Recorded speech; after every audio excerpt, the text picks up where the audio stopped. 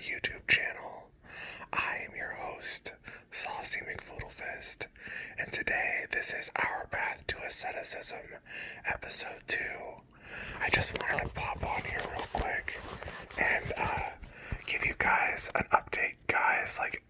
Okay, is everyone who I know for a fact that the people who subscribe to my channel aren't exclusively guys. In fact, I can say almost half of my audience is female, even though, even though my YouTube analytics will tell me differently. My YouTube analytics say my audience is 100% male. So I don't understand how the analytics are. Is it just a bunch of girls who are pretending to be guys? Is that what's going on my channel? Anyway, that's not what this video is about. I just wanted to pop on here and give everyone a quick update. Oh, before I do that, I just wanted to say, if you've been following my channel recently, you'll notice that I've been keeping my videos at about 15 minutes, and the reason for that was I thought that YouTube didn't let anybody make videos longer than 15 minutes unless they had 1,000 subscribers. So, I went on YouTube's website last night and I found out that that's not the case and that I am allowed to make videos longer than 15 minutes. So, I'm not saying that this video is going to be that, but my videos in the future, especially my Have a Read With Me videos, are possibly going to be longer than 15 minutes because I don't have to cut off anymore or whatever. So, yeah. So for the third time I'll say this, I just wanted to pop on here and give you guys a quick update. My voice is cracking. My voice is cracking. There's phlegm in my throat. And let's just start there with the cigarettes. I am still smoking cigarettes. And I know that I shouldn't be for a couple of different reasons. But the main reason is asceticism. I started out, I did a little pre-journey when it came to my asceticism a couple of months back when I excuse-moi. When I first found out about asceticism is when I started practicing it and when I started trying. And believe me, it's not easy. To deny yourself of earthly pleasures is not an easy thing to do. And I explained that in the first episode. So if you don't understand why it's not easy, go back and watch episode 1 of Our Path to Asceticism, and you will understand that it's not an easy thing to do. And they say that nothing good in life comes easy, and that may or may not be the case because, it is the case. It is the case for me in most cases. I'm sure there are exceptions to the rule, but regardless, smoking. So I have been smoking for the last, I do know, that's a lie. I've been smoking for the last 8 years of my life, and I've been hovering around a pack a day for the majority of that time when I have access to cigarettes and I'm able to smoke as I please. I used to smoke a little less than a pack a day, and now I'm averaging about a pack. I buy cigarettes in the morning. I buy cigarettes in the morning, and I run out and I smoke my last cigarette before bed, and that's usually how I've been rolling, especially the last couple of days. So, I need to stop. It's a bad habit, and I have, in my mind, I have bigger issues than cigarettes. My bigger issues than cigarettes are sugar and meat and just generally food that is unhealthy for me. It's almost like I quote unquote can't eat healthy. I know I can, and I know it's a practice to eat healthy and to do things like that, but in my mind, it's almost easier to just go cold turkey. And It's stand-up comedy hour, everybody. Do stand-up comedy hour. Why do they call it cold turkey? What's the deal with cold? Is the turkey's cold? You still eat it anyway. So why is it called cold? Nobody doesn't. Excuse me. Nobody doesn't eat cold turkey. So why do they call it? It's not like It's not like, oh, this turkey's cold, I'm not gonna eat it. Of course you're gonna eat it. It's just because it's cold. So why do they call it cold turkey? Anyway, comedy hour over. Comedy hour over. Thanks, folks. I'll be here all week. Anyway, so back to what I was saying. It's almost better for me to quit eating food altogether and to go cold turkey. Because it's like I don't have, like, for example today, in general, I have been trying to not consume sugar. So what I have been doing, I am a big soda drinker. I drink a lot of soda, or at least I did in the past. My entire life, I grew up drinking soda.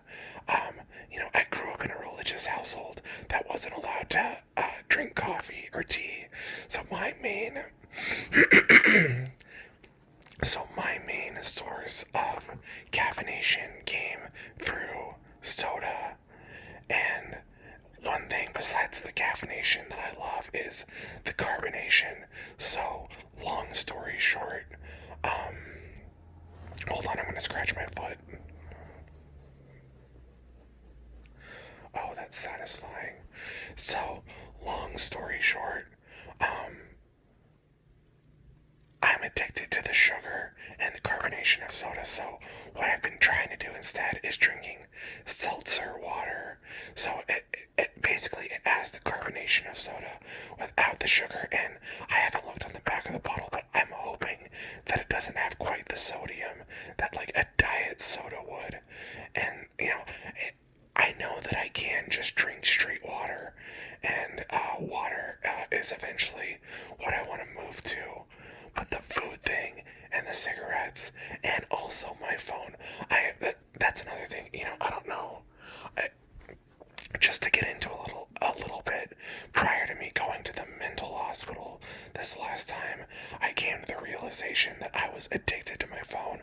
I'm addicted to social media. I'm addicted to getting on there, checking it, seeing what people have to say. Excuse me. Even though I loathe it, so like on Twitter, for example, there's this person who will not be named that I follow on Twitter reluctantly. I follow her because she's my friend, and like her Twitter posts are so annoying. Like, I just want to grab her neck and just wring it because I'm so annoyed by what she posts on Twitter. But like, generally speaking, she's a really nice person, and that's why it's like a pity follow. I'm pity following her on Twitter, and I don't have a lot of Twitter followers, and she does. So like, I can't sit here and act like I know what I'm doing on Twitter because obviously, well, she's an attractive girl, and that's why she has way more followers than I do. I'm not an attractive girl, so I get the short end of the Twitter follower stick. Anyway, that's not what this video is about. Well, it kind of is. So, trigger warning, suicide.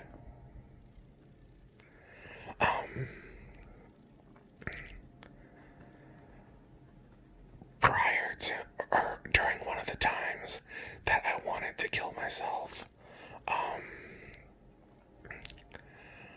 was like having telepathic communications with my phone, and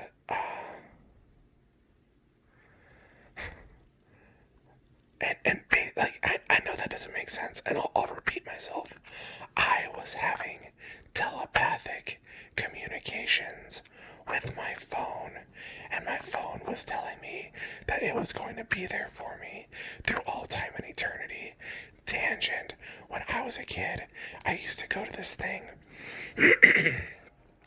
I used to go to this religious group called seminary, and seminary is also something that other religions use, like for their clergy or whatever. Seminary is basically just a religious extension course, to use a Scientology term. It's a religious extension course, and in the religious extension course that I took, I studied the Bible, the Old Testament, the New Testament, the Book of Mormon, the Doctrine and Covenants, and the Pearl of Great Price. And you might not know what those last two things are. The Doctrine and Covenants are basically revelations given through the prophet Joseph Smith to the early members of the Church of Jesus Christ of Latter-day Saints. And the Pearl of Great Price is ancient texts that Joseph Smith found and translated. One was in the Book of Moses, and the other was the Book of Abraham. He also got his hands on the Book of Joseph before he died, but he didn't get a chance to translate that. So, anyway, where was I? Oh, the reason why I brought up my phone, and, I was taught in seminary that in heaven we were all going to have a Urim and Thummim, and a Urim and Thummim is basically a tablet, and a phone is basically a tablet. And so that's why I thought in my head that I was going to have my phone through all time and eternity. It's because in heaven we can communicate and do the same type of things with our phone that we can do with our Urim and Thummims. And again, I'll repeat myself, a Urim and Thummim is a tablet. Anyway, that has nothing to do with asceticism. Ow, my hand hurts. Sitting here and gripping my phone while recording these videos, it is hard on the hands. My doctor says I have the wrists of an 80-year-old.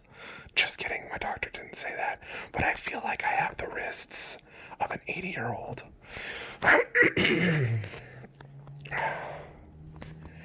Anyway, is there anything else that I want to talk about in regards to asceticism? Well, before I make my next video, I'm actually going to do some research, and find out exactly what asceticism is and who practices it. When I was talking to someone, a doctor, or actually a nurse, I was talking to a nurse, and I told this nurse that I wanted to starve myself to death. And, she said, oh, that's a really long and painful way to go. She said, but look at Gandhi. He did it. Or, this is how dumb I am. I don't even know if Gandhi is still alive. But, what Gandhi, in my mind, what Gandhi practiced in my mind was asceticism. There's so many starving people in the world, but you know what I hate more? Okay, well, I don't hate starving people, but do you know what I hate? I hate people who overeat. It's funny that I say that because my stomach is growling. Anyway, I come from a long line of people, or not a long line, but a line. I come from a line of people who overeat. Like, I don't want to throw shade, but my grandma on my mom's side and my mom both, and my dad, oh my God, is my dad. They're all overeaters. I went out with, it's time to throw shade at my dad. He doesn't watch my videos anyway, so fuck him. But, when I went out to go eat sushi, me and my dad and his wife all went out to go eat sushi for my birthday last year, and I ate one sushi roll, just one, and I was full. But my dad, I swear to God, he had like 7 sushi rolls before the sushi